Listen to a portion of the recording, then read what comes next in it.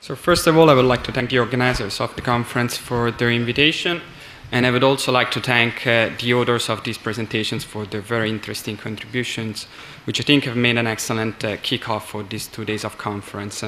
In my comments, I will first highlight the main points emerged in these presentations, and then I will add a few additional points that I've prepared based on the points raised in these presentations. So first of all, with respect to the paper and the presentation prepared by Pietro Garibaldi on severance payments, as we have seen, the main result is basically that in cases of which deferrals, severance payments can provide an efficient solution, meaning that they avoid separation of jobs that still produce a positive surplus.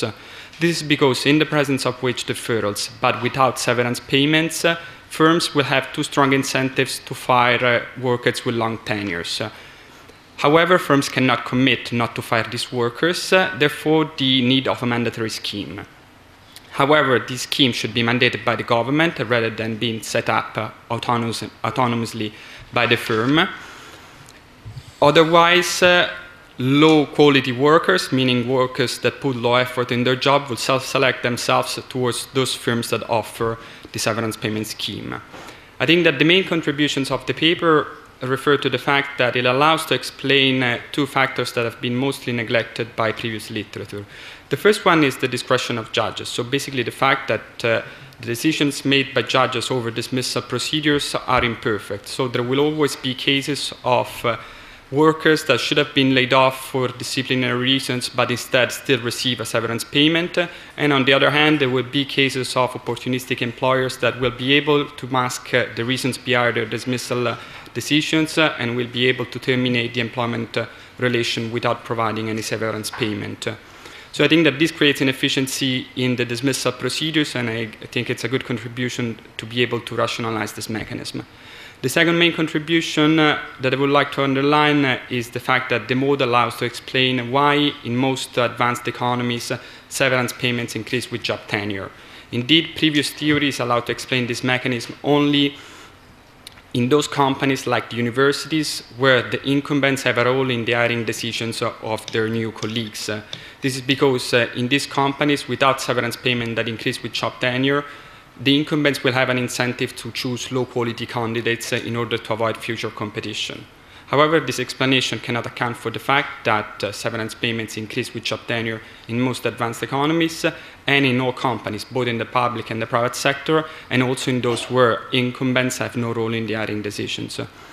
So apart from the technical part of the paper, I think that the main contribution of the paper with respect to the policy question raised by this session, so what are the causes of labor market duality, refers to the fact that severance payments matter in determining employment trends between standard and non-standard employment, and additionally that single employment contracts with severance payments that increase with job tenure can provide for a valuable solution to address duality. Going forward, I would like to draw the attention of the authors to the fact that some recent labor market reforms in some European countries have been based on some of the points raised by the paper, and specifically in the Netherlands there has been a recent labor market reform that has abolished the previous dual system for dismissal procedures and has established that dismissals for economic reasons should go directly with the administrative authority, while the opinion of the court should be sought only for dismissal for disciplinary reasons. So I think that behind this reform there is the willingness to limit the discretionary power of the judicial system, and this thing that fits well with the analysis presented in the paper. Turning to the second presentation by Jörg Peschner, I really liked the brief but still comprehensive analysis of the main labor market trends in the European Union and also the most pressing issues. So I appreciated the reference to long-term unemployment and the associated risk of labor market detachment and skills erosion, but also the reference to the diverging trends in labor market performances across European countries and most importantly across European regions. The factor and cluster analysis that is presented, I think it's useful to capture differences across countries because there is a general tendency in the public debate to think that some countries sort of face the same challenges. While we know, for instance, that Spain and Greece have completely different productive system and labor market. So I think that this factor and cluster analysis go in this direction of unpacking the dissimilarities in the labor markets across countries. With respect to the results on wage differentials, so that permanent employees have a wage premium with respect to temporary employees, I think that they are solid and they confirm results of previous studies. And then finally, on the results of the simulation on Poland, I think that they're interesting because they allow us to go beyond general arguments on the effects of employment protection legislation on labor market performances. I appreciated the result on unemployment rates differentiates between skills levels and age groups, meaning that the increase in unemployment is lower for low-skilled individuals and for young people, and I think that this is somehow consistent with economic literature. With respect to the result on wages, I think that maybe we could make a bit more attention to the fact that, I mean, my understanding of the simulation is that wage increases because there is a bigger surplus due to the job matching because severance payments or firing costs have decreased.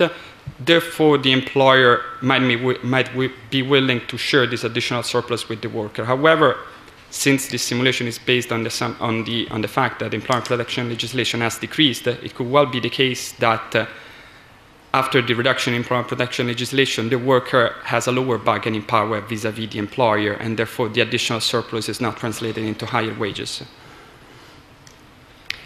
Now, with respect to the last presentation on the causes of non-standard employment in Poland, I think that provides evidence of the main trends and the determinants of non-standard employment in Poland. And it somehow, it was very interesting to me to read the presentation because it's somehow a new argument for me, and I was able to, from the presentation, to understand both the similarities and the dissimilarities with respect to other countries like Southern European countries. I think that the presentation also points rightly at some methodological issues in the definition of non-standard employment, the issue of dependence of employment, so whether this should be considered non-standard employment or not is common to other countries, especially Greece. The issues of civil contracts, it seems to me to be peculiar of Poland, and I think it was extremely interesting. At the end of the presentation, the presentation has reviewed some traditional explanations for accounting for the rise in non-standard employment in Poland, and has challenged the validity of this traditional explanation to account for the share of non-standard employment in Poland, in the country. The first explanation was the labor legislation, and the second explanation was the tax wedge. And I think that the analysis of this explanation is exhaustive. What at the end, for a sort of external auditor, was missing was there were some questions that were not answered, I think. So there was something of missing explanation, especially because in Poland, what we need to explain, to my understanding, more than the share of non-standard employment is the rise in non-standard employment. Because it was started at the beginning of the 2000s as the country with one of the lowest share of non-standard employment in Europe, and now has the highest share. Now I will add some additional inputs that I've prepared, and then I will leave the floor for the discussions. So very briefly, on the nature of non-standard employment, this has already been discussed. We know that non-standard employment concerns a large share of the workforce. In the European Union, 14% of employees have a temporary contract. However, we know that non-standard employment goes well beyond temporary employment and includes also part-time employees, temporary work agencies, and somehow also self-employment. There are wide differences across countries, and there are also wide differences across skills levels and age groups. In terms of trends, what we see is that in most European countries there has been a steady increase between 2000 and 2007 that has been interrupted by the eruption of the global financial crisis, during which non-standard employees were the first to be dismissed. So a large share of the workforce which generally enjoys less favorable working conditions. This is taken by a paper by Boeri, but the results are similar to those presented by George Peshen. It basically shows that permanent employees have a wage premium with respect to temporary employees that differs across countries, but is generally between 15 and 20% of the salary. So a big wage gap between permanent and temporary employees. The empirical evidence has generally shown that employment protection legislation plays a role in determining labor market duality, and in particular that the higher the gap in employment protection legislation between permanent and temporary employees, the higher the share of temporary employment in a specific economy. This is confirmed by different studies. Some of them find a linear relation between the gap in employment protection legislation and the share of temporary employment. Others, as the one that we did at the ILO some years ago, find a nonlinear one. But the main message is the same, I think. So, relying on this evidence, different reforms have aimed at tackling labor market duality during the last years. So, for instance, in Spain, there has been a reduction in the gap in severance payments by reducing severance payments for permanent employees. At the same time, there has been a restriction of the use of temporary contracts by specifying that these contracts can be used only in specific circumstances specified in the law. Similarly, in Portugal, there has been an alignment of severance payments between permanent and temporary employees, and the legislation for self-employed workers has been reinforced, and now these workers are also entitled to social security benefits. In Greece, where the main issue refers to self-employment, there has been a reinforcement of the law for self-employed workers by shifting the burden of the proof in case of dependent self-employment from the employee to the employer. And at the same time, there has been a reduction in severance payments for permanent employees. Finally, in Italy, there have been in 2012 some restrictions. There has been introduction of some restrictions to use of temporary employment contracts. These restrictions have been partially reversed afterwards. However, as said at the beginning by Pietro Garibaldi, the Parliament is currently discussing and voting for the introduction of a single employment contract. So a number of reforms and efforts that have led to a change in the legislation in a number of advanced economies.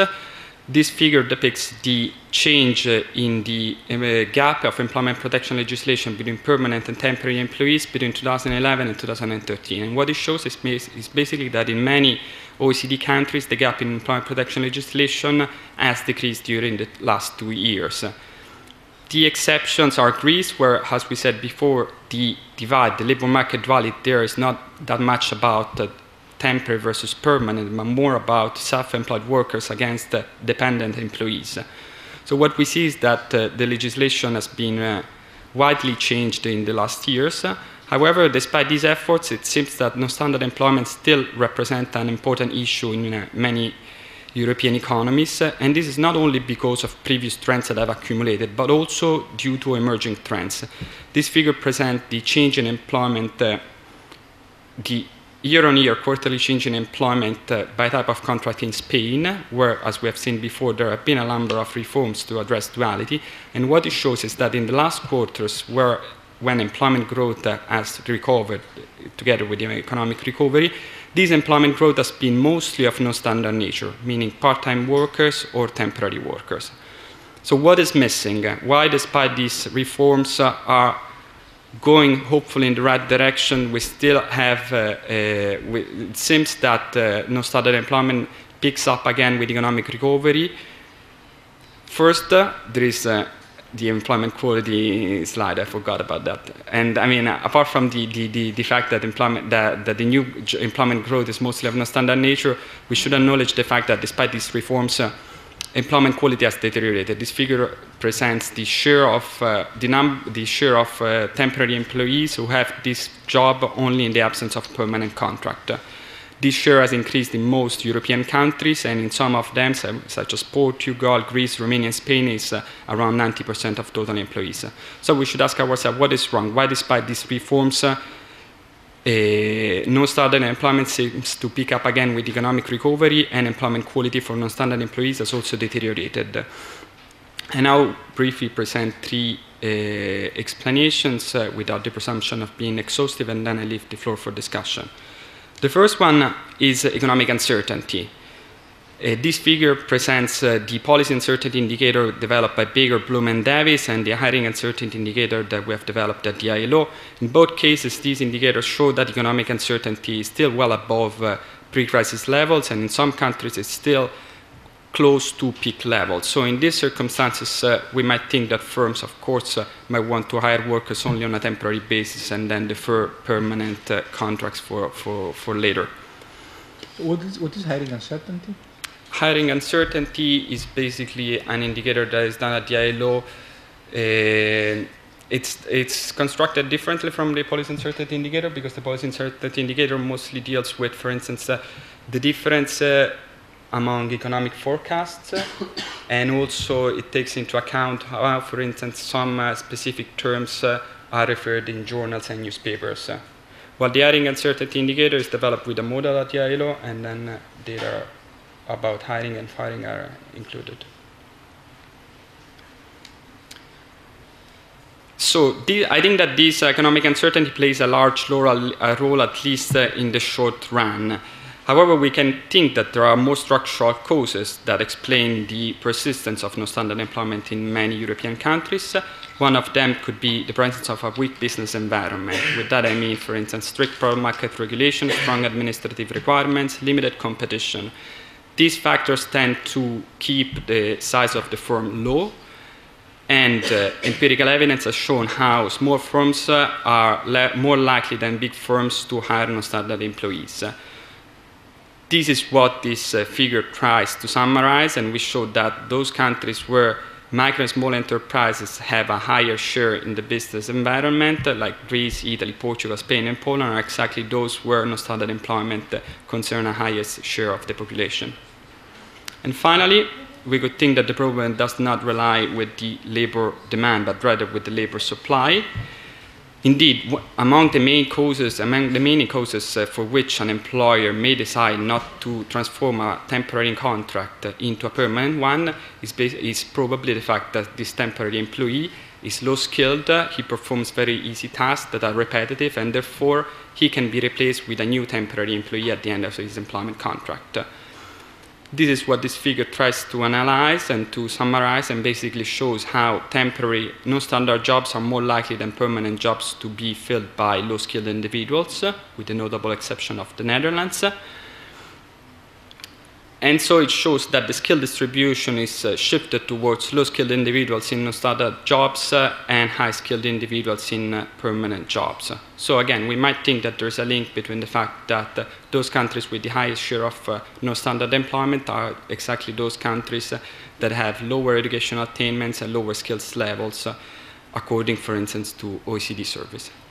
Thank you very much. Thank you very much.